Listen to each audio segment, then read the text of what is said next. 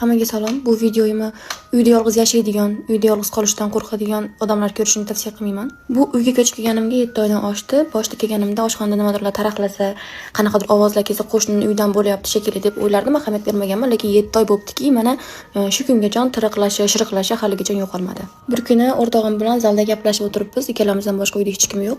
Oshxonada nimadir yerga tushib sinib ketdi. Men o'yladim, idishni yuvib chekkaga qo'yib qo'ygan bo'lsam, tushib ketdim ekan deb o'yladim.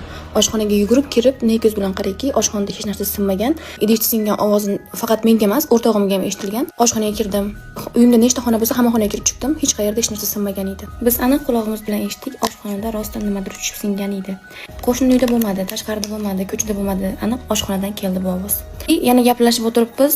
Alisa uchiga edi. O'zidan-o'zi Alisa arabisga qo'shiq qo'yib yubordi. Va kecha uyimda mana shunaqa holat ikkinchi marta qaytarildi. Nima bo'lyapti?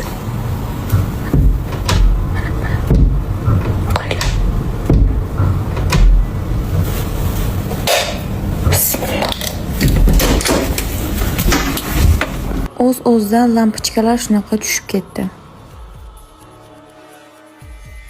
Bunaqa voqealarga o'z ko'zlar bilan ko'rib guvoh bo'lgan o'rtoqlarim bor. Ular mening uyimga kelsa, o'zlari yolg'iz oshxonamga kirishmaydi, ko'pincha mening uyimga kelgani qo'rqishadi. Bunaqa holatda eng qo'rqinchlisi o'rtog'im o'tib qolgan payt yanvar oyida bo'ldi.